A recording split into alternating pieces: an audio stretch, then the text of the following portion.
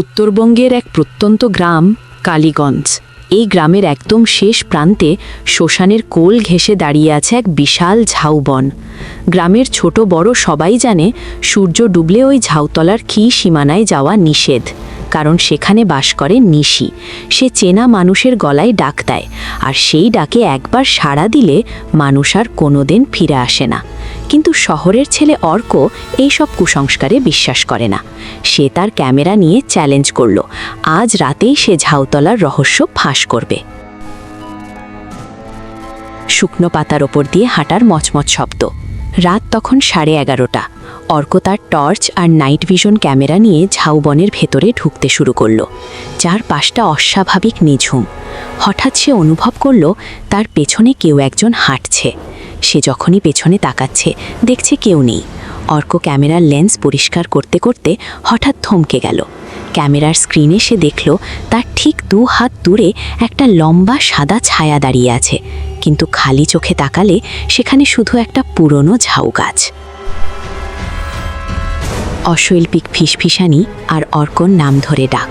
অর্ক যখন বনের আরও গভীরে গেল, হঠাৎ তার কানে এলো এক অতি পরিচিত কণ্ঠস্বর, ঠিক যেন তার মা ডাকছেন। অর্ক, ওরে অর্ক, ফিরে আয় বাবা, বাইরে খুব বিপদ। অর্ক চমকে উঠল। তার মা তো এই গ্রামে নেই, তিনি তো শহরে। তাহলে এই ডাক কোথা থেকে আসছে? সে বুঝতে পারল না এটি সেই নিশি ডাক। সে মন্ত্রমুগ্ধের মতো সেই ডাকের দিকে এগোতে লাগল। হঠাৎ ঝাউ গাছের ডালগুলো যেন জ্যান্ত হয়ে তাকে চারপাশ থেকে ঘিরে ধরল। মাটির তলা থেকে হাসির শব্দ আর হার্টবিট বেড়ে যাওয়ার আওয়াজ। অর্ক পালানোর চেষ্টা করল, কিন্তু তার পা দুটো যেন মাটিতে গেঁথে লেছে। টর্চের আলোয় সে দেখল মাটির নিচ থেকে কঙ্কালসার কয়েকটা হাত বেরিয়ে এসে তার পা চেপে ধরেছে। ঠিক তখনই তার কানের কাছে সেই পরিচিত কণ্ঠস্বর বদলে গিয়ে এক বিভৎস অশরীরী হাসিতে পরিণত হলো। এলি তো শেষ পর্যন্ত, এই ঝাউতলার মাটি তোর রক্তের অপেক্ষায় ছিল। অর্ক চিৎকার করতে চাইল, কিন্তু তার গলা দিয়ে কোনো স্বর বেরোলো না। ক্যামেরাটা হাত থেকে পড়ে গেল, আর স্ক্রিনে দেখা গেল একজোড়া লাল টকটকে চোখ। মাটি খোলার শব্দ আর ভারী নিঃশ্বাস। অর্কর পায়ের ওপর সেই হাড়গিলে হাতগুলো আরও শক্ত করে চেপে বসল। সে দেখল মাটির নিচ থেকে শুধু হাত নয়, ধীরে ধীরে একটা বিকৃত মাথা বেরিয়ে আসছে। তার চুলগুলো জট পাকানো আর মুখটা অর্ধেক পচা। অর্ক প্রাণপণে লাথি মেরে নিজেকে ছাড়িয়ে নেওয়ার চেষ্টা করল। হঠাৎ বনের ভেতর থেকে এক বৃদ্ধার চিৎকার শোনা গেল, পালা অর্ক, ওটা তোর মা নয়, ওটা ঝাউতলার রক্তপিশাচী।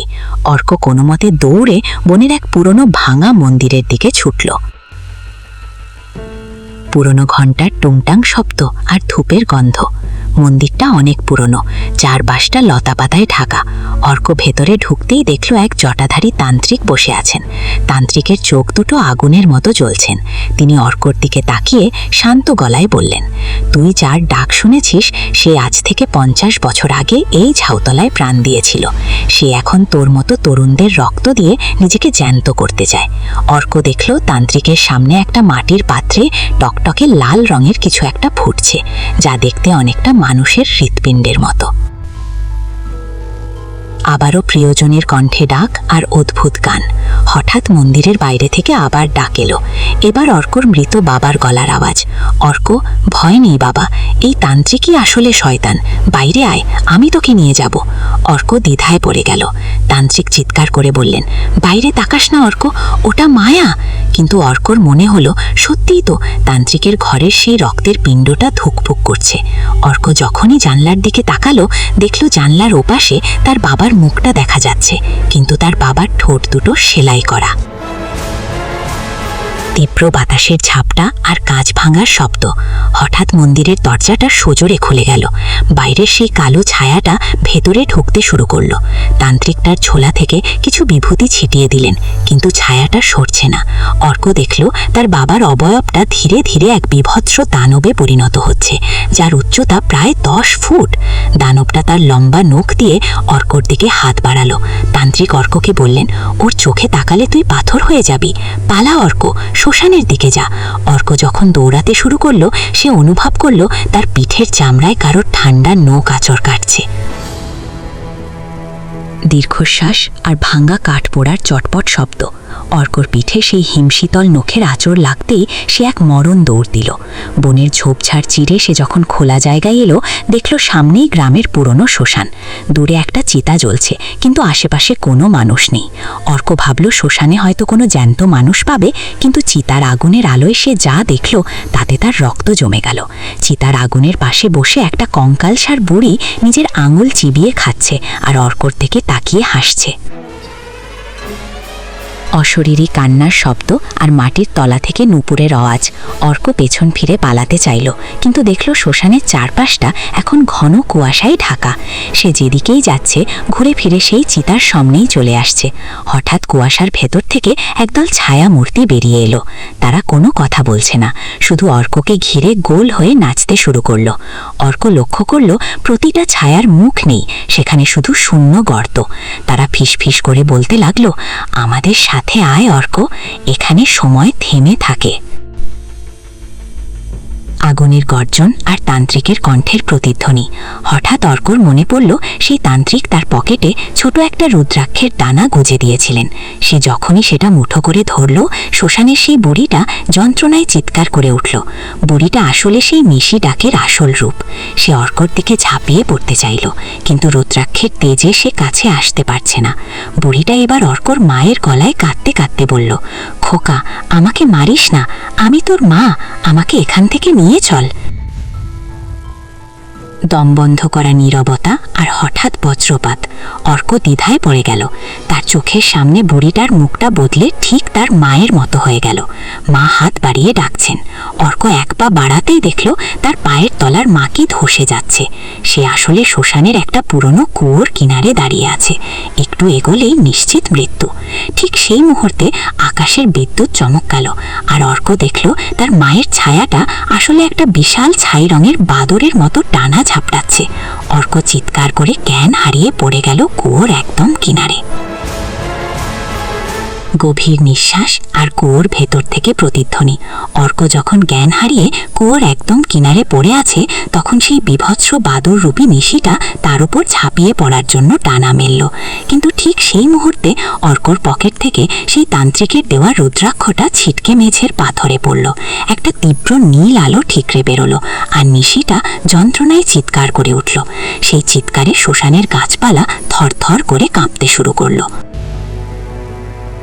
ভারী পায়ের শব্দ আর মন্ত্রপাঠের আওয়াজ। হঠাৎ কুয়াশা চিরে সেই জটাধারী তান্ত্রিক শ্মশানে এসে দাঁড়ালেন। তার হাতে একটা জ্বলন্ত মশাল। তিনি মন্ত্র পড়ে অগ্নিকুণ্ড থেকে এক মুঠো ছাই ছুঁড়ে দিলেন নিশিটার দিকে। নিশিটা এবার অর্কর মায়ের গলা ছেড়ে নিজের আসল কর্কশ গলায় চিৎকার করে বলল, তোর তিলক দিয়ে ওকে বাঁচাতে পারবি না, ও আমার শিকার। তান্ত্রিক গর্জে উঠলেন, এই ঝাউতলার মাটি আজ থেকে তোকে আর জায়গা দেবে না। তিনি অর্কর কপালে তিলক এঁকে দিলেন, আর অর্কর জ্ঞান ফিরে এলো। আগুনের লেলিহান শিখা আর হাড় ভাঙার মটমট শব্দ। তান্ত্রিক অর্ককে বললেন, ওই জ্বলন্ত চিতা থেকে একটা লাঠি নিয়ে কুয়োর ভেতর ফেলে দে। ওই কুয়োর নিচেই ওর আসল হাড়গোড় লুকিয়ে আছে। অর্ক সাহসে বুক বেঁধে চিতা থেকে একটি জ্বলন্ত কাঠ নিয়ে কুয়োর অন্ধকার গহ্বরে ছুঁড়ে মারল। নিচে পড়ার সাথে সাথে একটা বিকট বিস্ফোরণ হলো। নিশিটা আগুনের শিখায় ছটফট করতে করতে ধোঁয়ায় পরিণত হয়ে গেল। শ্মশানের সেই ছায়া মূর্তিগুলো এক নিমেষে মিলিয়ে গেল। পূব আকাশে ভোরের আলো ফুটতে শুরু করেছে। অর্ক দেখল সে শ্মশানের গেটের কাছে শুয়ে আছে। তান্ত্রিক কোথাও নেই, শুধু তার হাতের রুদ্রাক্ষটা কালো হয়ে গেছে। সে যখন গ্রামের দিকে ফিরছে, দেখল ঝাউতলার সেই বড় গাছটা কাল রাতের ঝড়ে ভেঙে দু টুকরো হয়ে পড়ে আছে। অর্ক রক্ষা পেল ঠিকই, কিন্তু আজও যখন সে রাতে একা থাকে, মনে হয় কেউ যেন অনেক দূর থেকে তার মায়ের গলায় ডাকছে, অর্ক, ওরে অর্ক। নিশি ডাক কি সত্যিই শেষ হয়েছে, নাকি সে নতুন কারোর অপেক্ষায় লুকিয়ে আছে?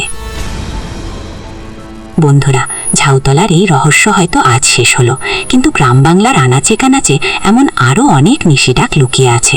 অপরিচিত কারো ডাকে সাড়া দেওয়ার আগে দুবার ভাববেন। আজকের গল্পটি কেমন লাগলো কমেন্টে জানান, আর চ্যানেলটি সাবস্ক্রাইব করে আমাদের পাশে থাকুন। ধন্যবাদ।